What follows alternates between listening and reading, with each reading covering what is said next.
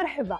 حلقة اليوم من فاين دايننج من العاصمة أبوظبي، وبالذات من ستراتوس ريفولفينج لاونج 360 درجة بانورامية ونظرة حول العاصمة أبوظبي على مأدبة فاخرة. ولأن نتكلم عن انترناشونال كويزين وبالأخص ستيك هاوس، so let's go.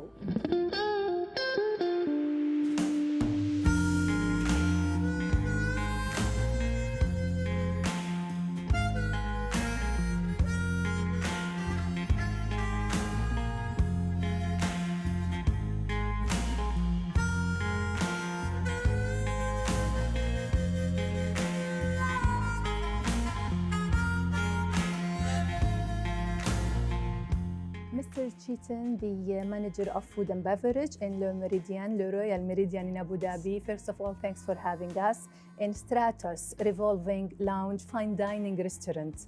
Tell me about the concept of Stratos. First of all, welcome to Stratos, welcome to Le Royal Méridien. So Stratos, as you can know, that the Stratos is a very unique concept in Abu Dhabi. So we can proudly say this is the only restaurant which is basically a 360 revolving restaurant. So if you're sitting on one place, you will be basically looking one scene, and then if you are like after 10 minutes, you will be overlooking on a different scene. Nice. So you can have a 360 views of Abu Dhabi. It's perfect if you are celebrating, something with your family, something with your colleagues, even if you are on a corporate meeting, just to enjoy a nice dinner. Yeah, intimacy time. Exactly. So revolving, it's about the 360 panoramic view. What about the name of Stratos? What does it mean? Stratos is a very interesting name. So it comes to the Latin name. It means in the sky.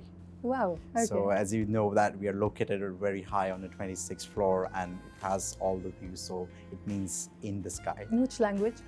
It's actually came through Latin word, but yes, it means in the sky. So from the sky, tell me about the location of the Stratos Revolving Lounge in the center and the heart of Abu Dhabi. How did you choose the location, and how the location affect the attraction of customers? So it's a very interesting factor. So when Stratos is the best place for people who are coming new to the Abu Dhabi. So when you go to a city somewhere, you want to actually see the place around by your eyes before you're actually going to that place. So Stratos is something I would highly recommend for people to come around here if you are new in Abu Dhabi, so you can actually see, that's the Grand Mosque, that's the Corniche, so you can actually have that visibility before you actually visit these places. Nice. So it's a very nice attraction for people to come and, overlook the 360 view. I believe you do focus on attracting customers also, like in different dimensions, like psychological dimensions, like the concept perspective of the 360 itself, the music, the background music you choose to the restaurant, depends on what? So it depends, as you know, it's a very sophisticated place. We choose a nice jazz music. We also do have a very nice jazz performers playing over the weekend. So we have a saxophonist and a singer which goes around. It's not too loud. It's just perfect for this ambience, and the people who comes here, they want to spend some time with their colleagues, their families, and the person they're actually here with. So the jazz music, that creates that sophistication level. So yes, it's jazz. Nice.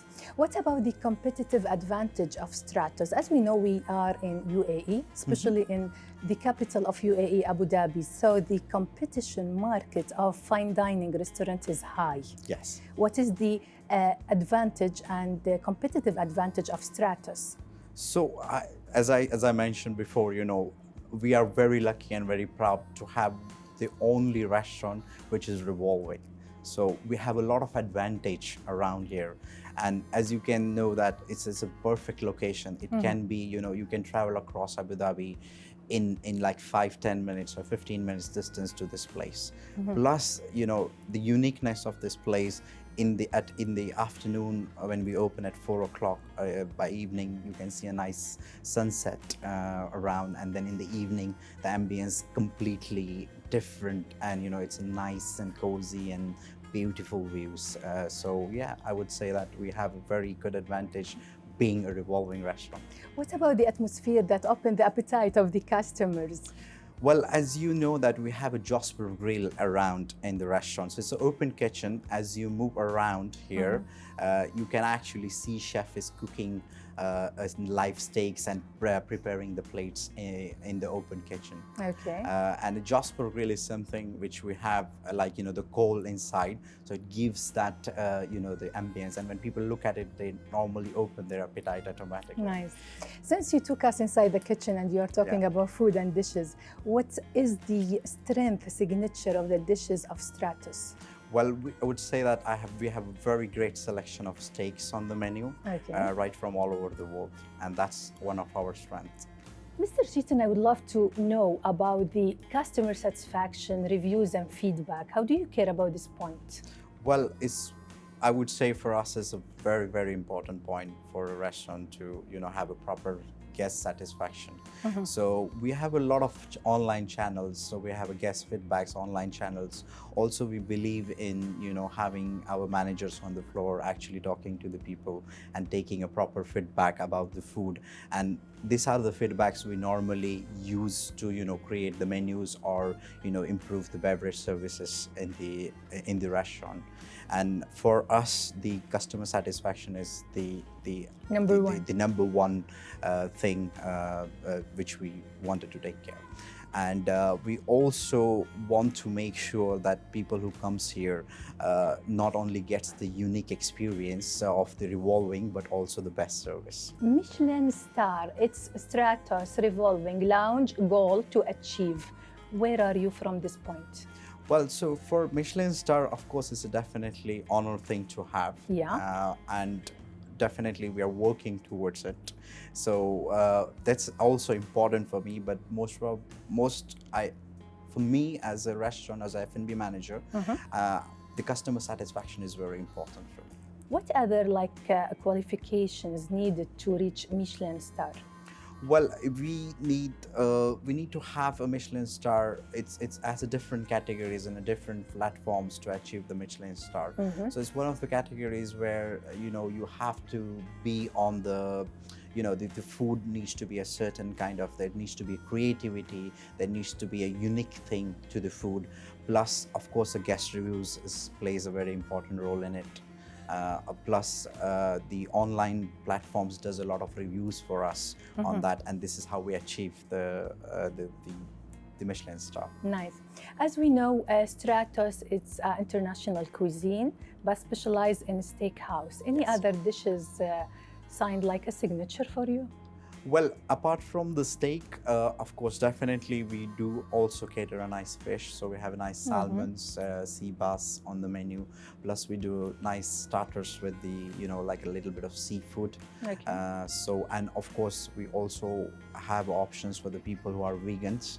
So we have kept some options in the starters and the main course for the people who would like to go for a vegan. Nice. So we have kind of covered everybody's need.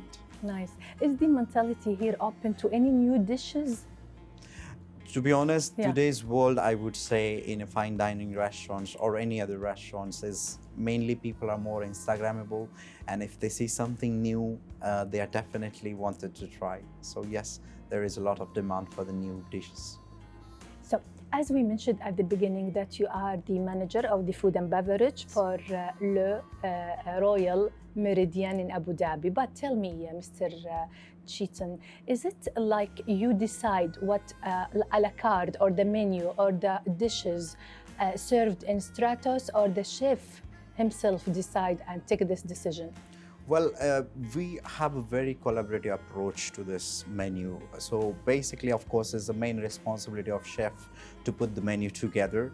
But definitely, it's my job to give them an input on day-to-day basis. So when we actually decide to change the menu or what to put on the menu, we normally have our, the database from the guest, what feedback we have collected.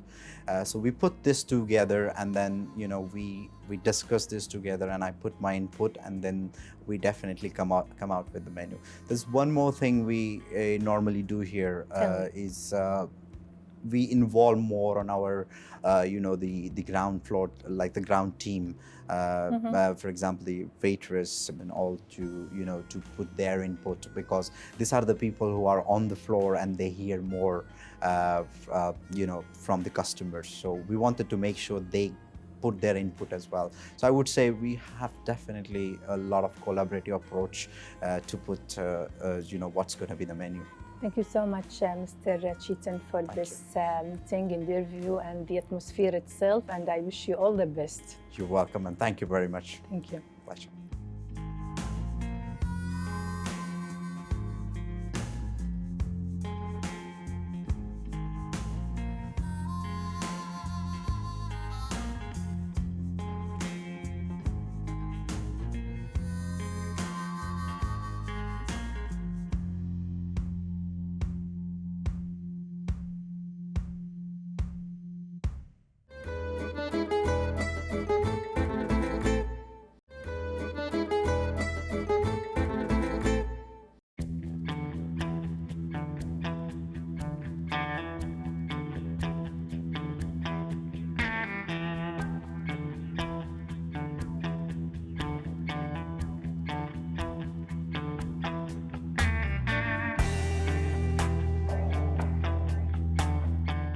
Chef Jan, hi. Good afternoon. Good afternoon. You are the most important person in the concept of the fine dining. First of all, Chef Jan, if I say love, passion, desire, how does those words affect your decision to be today a chef? I think first word that comes to mind is love. My love for food, for ingredients, for creating dishes from ingredients, and the passion that I put into that all comes from love. Love. So, yes. What about the passion to create? I believe that any dish, it's like you paint or you draw something and you got with the final results when you enjoy looking at it. That's true. Yeah, tell me about the passion in preparing a dish. Yes, I think as a chef, when you create a dish, guests always eat with their eyes first. Yeah. So whatever you see, it needs to be appealing and it needs to look nice. So when you think about creating a new dish, you have to think how it's going to look on a plate. Nice. How are you going to put? Sometimes it all comes to you while you are plating. It just happens. I think it happens like when you're painting a picture as well for artists. It's the same way. You have a plan, but you go with the flow and you use your ingredients and you paint a picture on the plate. It's a sensation used for all your five senses, and maybe more than five, to create that dish. How this affects the result of the dish and the effect on it on the customer? Yes, when creating a dish, also you have to consider everything, the smell that comes out of it, the taste, the textures, the sounds when you're cracking open a dessert or a starter. All of those things has an effect. So you have to think about everything, and visually appealing dishes also has to taste good. It cannot just look good. It has to taste good, it has to smell good. Sometimes you create dishes where there's smoke coming from the dish. Fire. To have fire these days is a big thing. Playing with the senses of the guest, I think that makes it exciting for a guest to not to know what they're going to expect. Nice. Since we agreed that it's an art and you are the hero of this art, tell me about the background you came from. It was like related to the position you are working today as a chef. It was from the childhood dream, for example, or tell me more about your background, why you are a chef today in Stratos. Cooking has basically been a childhood dream of mine. I remember family gatherings, it's all about food, how my family used to cook together. I was always inspired about how simple ingredients would become a complete dish and how that would make you feel. It would make you feel homey and warm and, safe. So I think developing that growing up and just keeping that in mind, it was always what I've wanted to do, is become a chef. So after school, I went to study for a chef, and then I worked my way up, worked across the board, worked my way up, and that's where I am today. Nice. Yeah. I want you to excuse me for my curiosity to ask about the secret profession you have. Each one of you has or have a special and different secret that you keep it for yourself. But I would love if you can share it with us. I think my secret is probably not a big secret, because as I am a South African, I love cooking meat, but cooking meat on fire. That is basically what my passion is and what my secret is. I absolutely love it, and at different ways that it makes the meat taste and how it changes the meats. Why you said chefs like to move on? Chefs like to experience different restaurants. Okay. Staying in one restaurant, it's one cuisine. Chefs likes to, especially when you start off, going up the ranks, you have to move on, because there's not always place in one restaurant to go up the ranks. So you will work in one restaurant maybe for 2-3 years, and then you will move on to the next restaurant where you can find a position, the next position. And also it develops you as a chef to work in different restaurants and develop different skills. During the moving on from place to place, from cuisine to another, do you take your old babies with you, your old recipes, your old dishes with you, or totally you start over?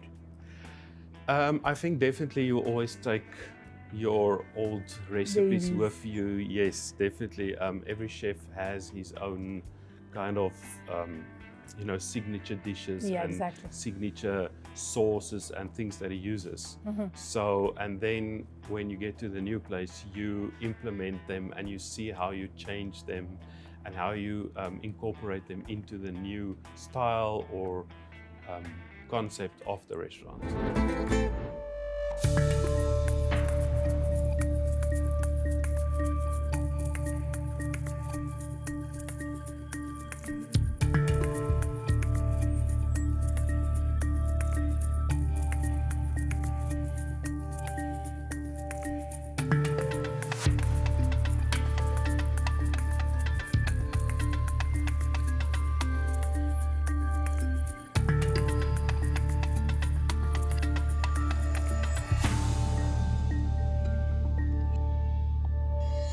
ومثل ما سمعنا مشاهدينا، إن الشيف لأنه من جنوب أفريقيا فهو يستمتع بشوي الستيك بالطريقة التقليدية اللي تعلمها من ثقافته، واللي تتميز بشوي قطعة اللحم باللهب. تعتبر جنوب أفريقيا مزيج ضخم من الثقافات اللي تكونت عبر العصور لتكون ثقافة شعب انتقلت حول العالم لتصل دولة الإمارات العربية المتحدة في مطعم ستراتوس ريفولفينج لاونج.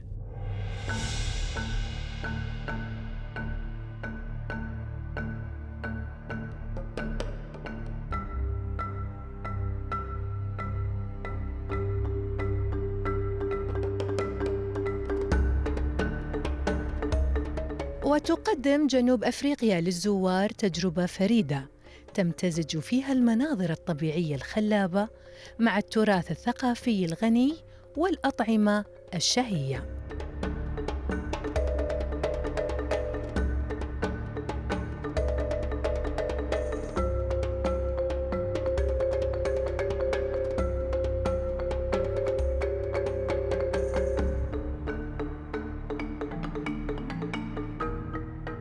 ومن خلال زيارتها يمكن للسائح أن يستمتع بجمال الطبيعة ويكتشف تاريخ غني مليء بالأحداث ويغمر نفسه في تجربة طعام لا تنسى تعكس تنوع وتراث هذا البلد الرائع.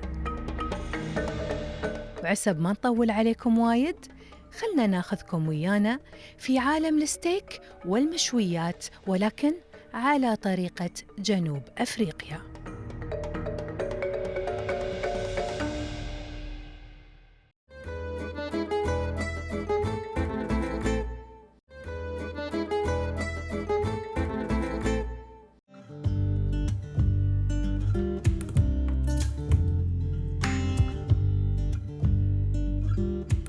So, chef, from the heart of Stratos, what are we preparing now? Which dish?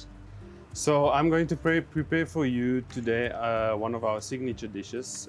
It's the snails served with a garlic tomato sauce. Garlic tomato sauce? Yes. Okay. So I hope you like it. Okay. Right, so first off, I'm going to start heating up my snails. We have some garlic and some herbs and butter that we heat it up with.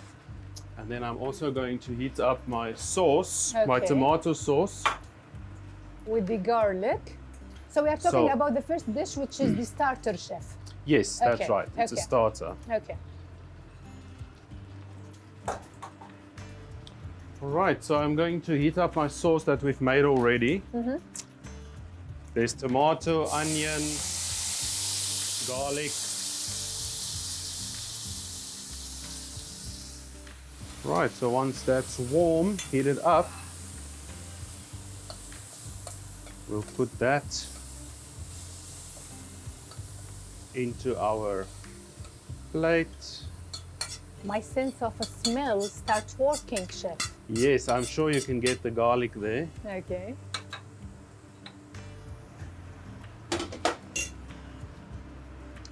Right, and then we can start putting our snails into the shells that we have here.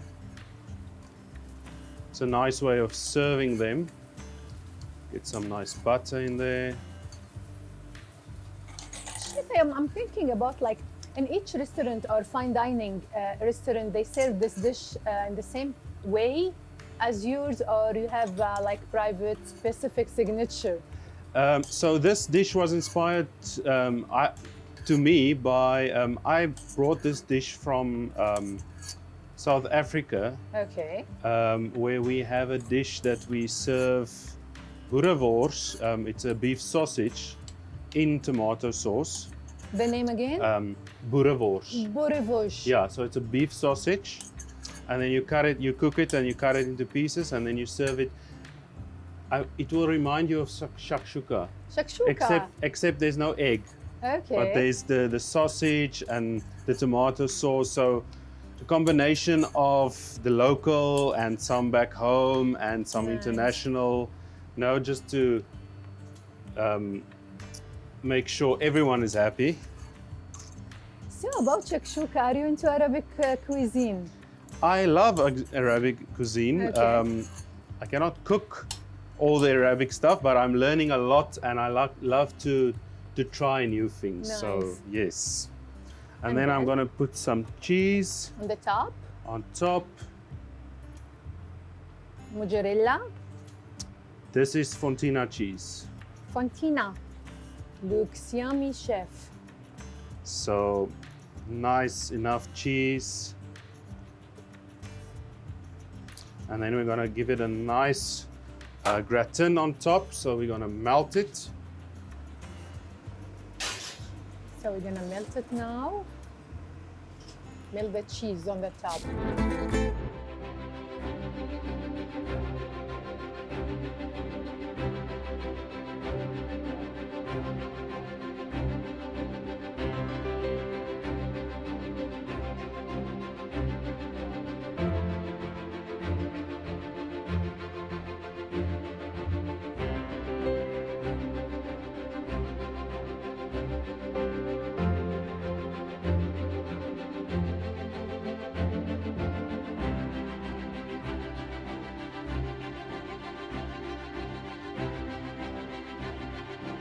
الأطباق اللي ناكلها مو بمجرد وجبة نتغذى عليها، بل هي موروث يعكس ثقافة البلاد والشعوب.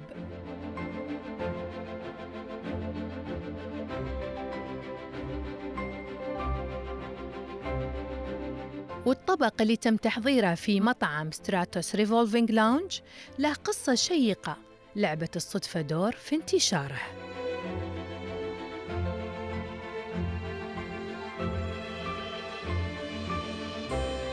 بنتكلم عن طبق الإسكارغو الفرنسي.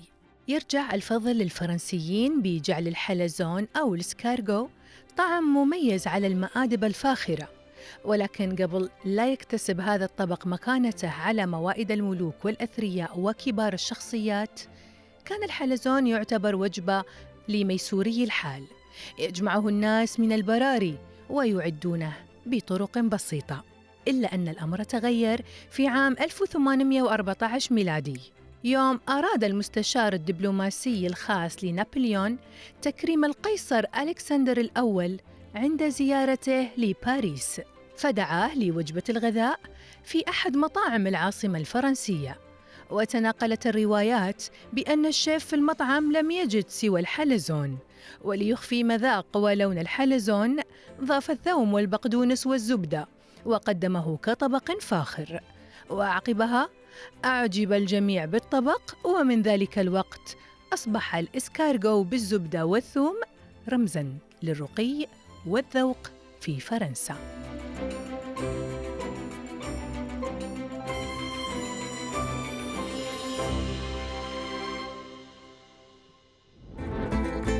We got This is that. our second dish we are preparing now. Right, and then over here I just have some baby carrots that I've blanched. Gonna just season this a little bit and then pop this into the oven. And I have some beetroot that's already cooked. Beetroot. Just season that as well. So just heating that up.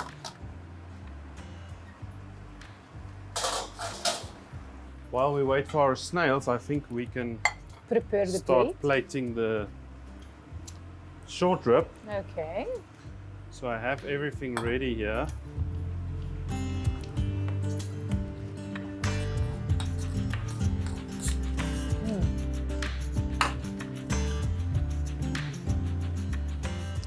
Okay, so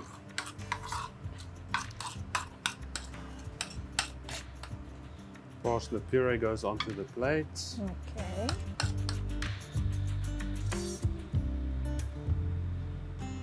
Presentation is important. Definitely. This is a pepper sauce. No, this is just the sauce that the short rib is being cooked in that we reduce. Okay. So it's just a natural beef Sauce. jus. Okay, jus. Yes. Yeah, okay. We'll bring the vegetables.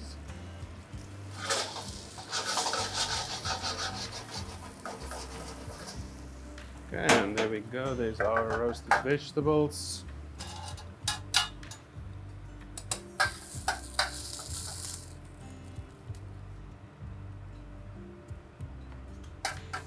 The beetroots So the beetroots. and the baby carrot. It is a baby carrot. Yes, these are Yeah? baby carrots that we've blanched already. So they are cooked and then we just flash them in the hot Jasper oven. So they cook very quickly.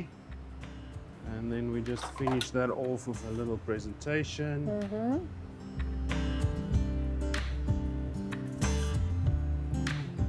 There you go. So that's the short rib.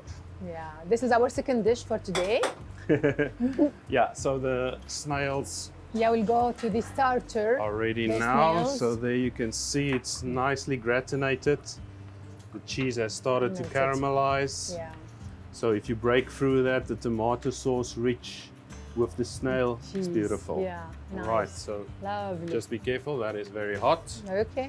All right, so then my Then- last dish, Yeah. of course, is steak. So I'm going to prepare a beautiful ribeye steak for you in our Jasper oven. So the Okay. Jasper oven is well known in steakhouses because Jasper. it's a charcoal oven. Okay. So if you can have a look there, it's live charcoal that we light, and then it gives that smoky flavor to the Okay. meat, Yeah. and it heats up very high heat, so it cooks, it seals the meat beautifully.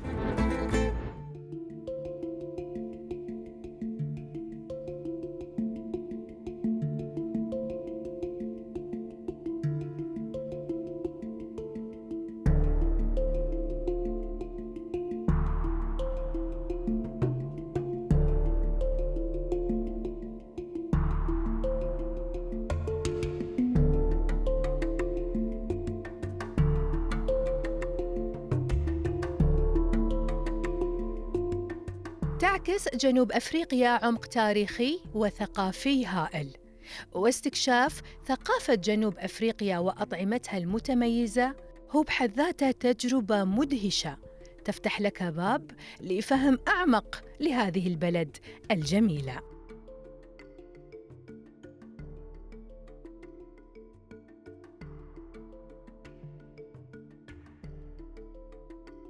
ومثل ما سمعنا الشيف، إن ما يميز هذه البلد بالأكلات هو الستيك وطريقة تحضيره بأشهى البهارات والصلصات.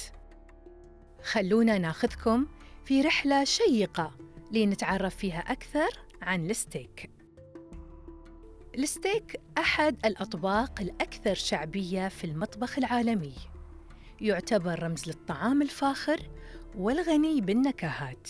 منذ أن بدت تقنيات الشواء تتطور، أصبح الستيك جزء أساسي من قوائم الطعام في المطاعم الفاخرة.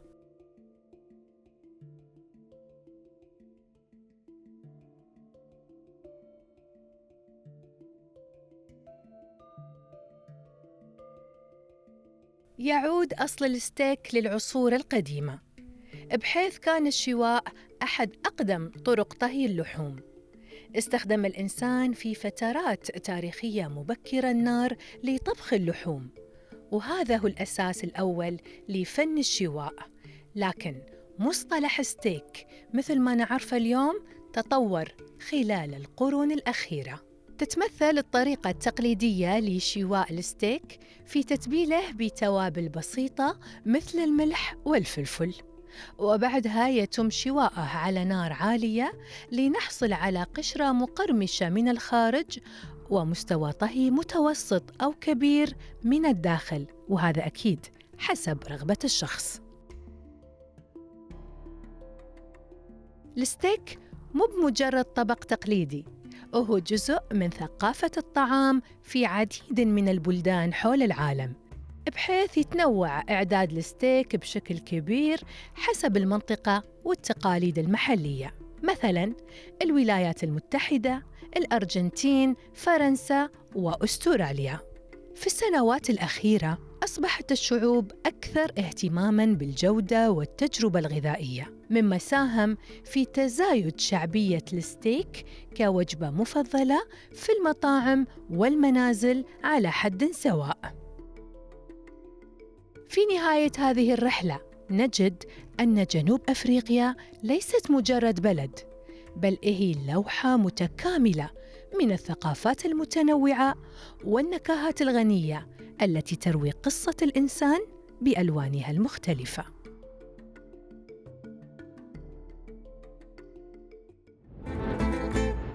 So you don't get that in every steakhouse because not every steakhouse has the Jasper oven. They just have a normal grill. If you have a gas grill, it doesn't give exactly that charcoal flavor. So this is considered as a signature for you? Definitely, yeah? definitely. Okay. Yeah. Just prepare our steak. Steak. So this is a ribeye steak that we're gonna season. Okay. We just put some olive oil, salt, black pepper on both sides. I noticed that you use specific salt, not the one everyone else used. Yes, so this is Malden salt. Okay. So it's a much richer flavor. Okay. And yeah, it just gives a beautiful taste to the meat. I'm stealing the secret. All right, so then we put it in Jasper. we're gonna place this into the Jasper. Okay.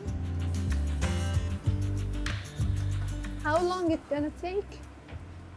That depends on how you like your meat cooked. If medium. Medium, Yeah. it's gonna take about 7 to 10 minutes. Okay.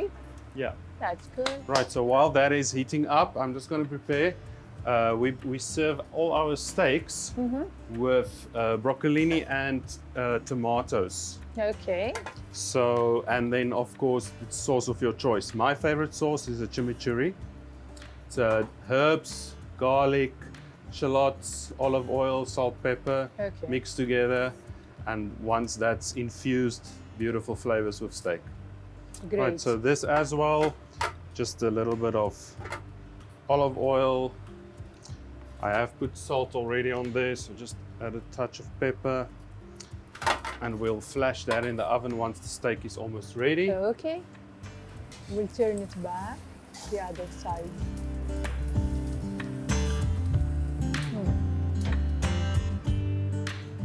There we go. So over here I have some beautiful chimichurri we prepared.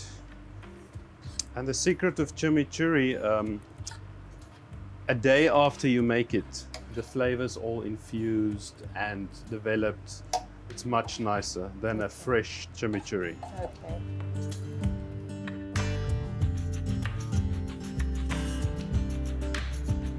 You also put a little bit of chili in there just for a little bit of a bite. Right, so we'll put that. All right, our steak should be ready by now. Okay. So let's have a look.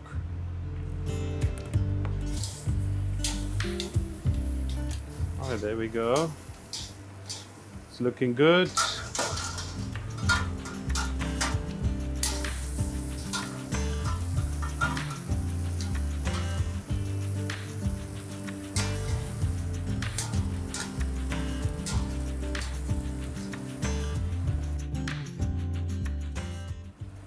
Right, so there we go. Beautiful piece of ribeye steak.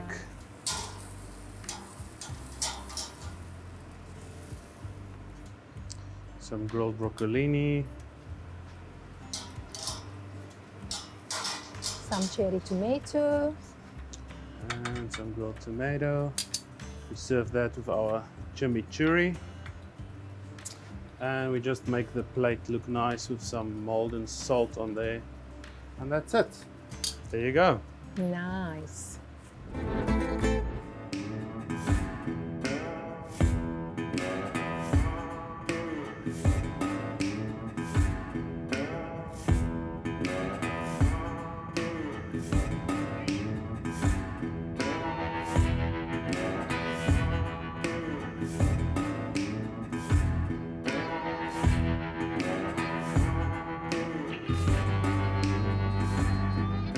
How do you like the food? Actually, I'm in love with this food. Thank you so much. تسلم ايدك شيف. You're welcome. Bon appetit. Thank you. Merci.